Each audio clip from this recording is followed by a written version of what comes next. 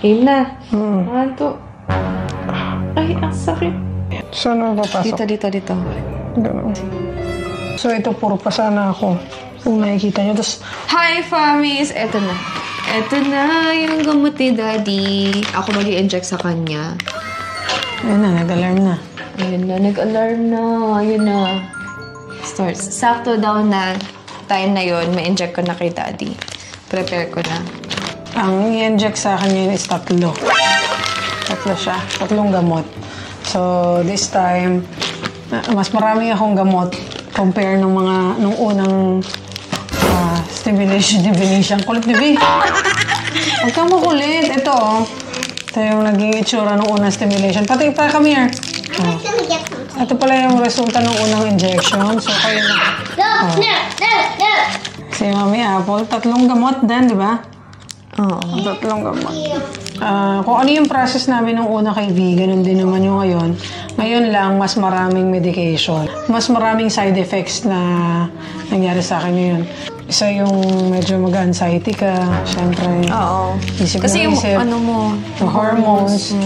So, kaya kayo, supportahan nyo lang yung partner nyo at i-assure nyo lang siya na everything is okay. ayan, ganun si Mami sa akin ngayon. Kaya thank you, Mami. Love you. I love you. Huwag magkisa ano. Hindi, pwede na. Charot. Love I you. love you. So, ito, puro pa sana ako. Kung nakikita nyo. Tapos, bloated talaga. Laki ng tiyan ko ngayon. Dahil daw sa eggs ko nga yan. Sige. Okay. Okay, so ito na yung 2 gamot niya. Tapos meron kaming water dito. Ida-dilute namin. Diba dito 2 gamot? Ito kailangan daw nasa taas, no? Yung hangin. Magkana muna una.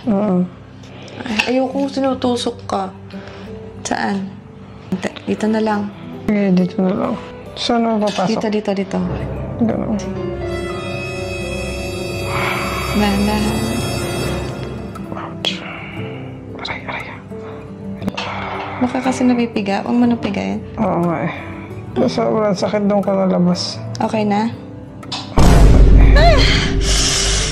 Ang sakit. Oh, no!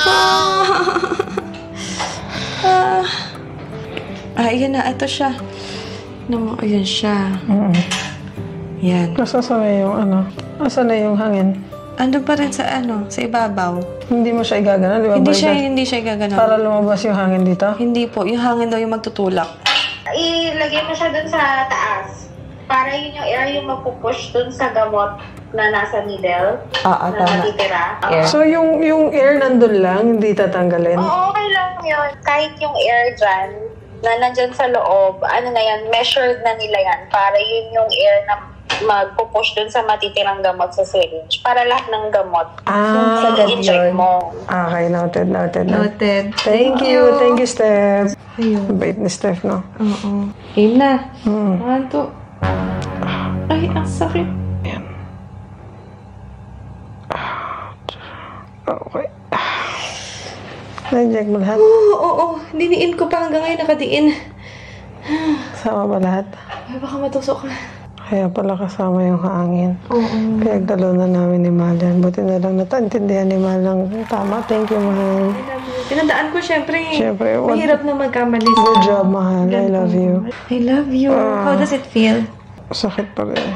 Every ako niyan, 2 weeks akong, ilang day ko ngayon? 11, tas 12 pahinga. 11 days na walang katapos ang injection yan. So, ayun nga. Process ngayon, mas Hardcore. oo, kasi mas maraming medication. Tapos, may mga side effects akong naramdaman. Pero syempre, positive lang. Kasi ngayon, mas alam ko na yung process eh. Oo. Alam ko na yung eggs ko konti, tapos mababa yung mga... Kaya mas mataas yung dosage na binigay sa kanyang gamot. Kasi nga, mababa na yung AMH niya, yung nabanggit namin sa inyo na 1 lang yung result niya. Pero at least meron pa rin, di ba? Bukas, Pahinga lang. pahinga. And then, next day na yung harvest! Egg retrieval. Actually, bloated si Daddy. Sobra. Akala nga namin gas. Yung pala kasi nga, yung egg sa loob ni Daddy, nagde-develop, lumalaki na. Si Mami rin may medication na siya. Kay Mami naman, yung kanyang uterus is maganda na. Tapos bukas, mag-update kami sa inyo. Especially sa day, samahan nyo kami sa day. Sa egg retrieval. Egg retrieval, kung ilan yung makukuha. Ang estimate na makukuha kay Daddy is 5 to 6. 5 to 6. Yung ibang kilala ko, 16, 17. So, anyways, that's only quantity. Iba daw yung quality. Yes. So, sana kahit na konti lang yung makuha, lahat naman yun is quality. Okay? I love you. Thank you. Let's go, Fami. Samahan nyo kami sa egg retrieval!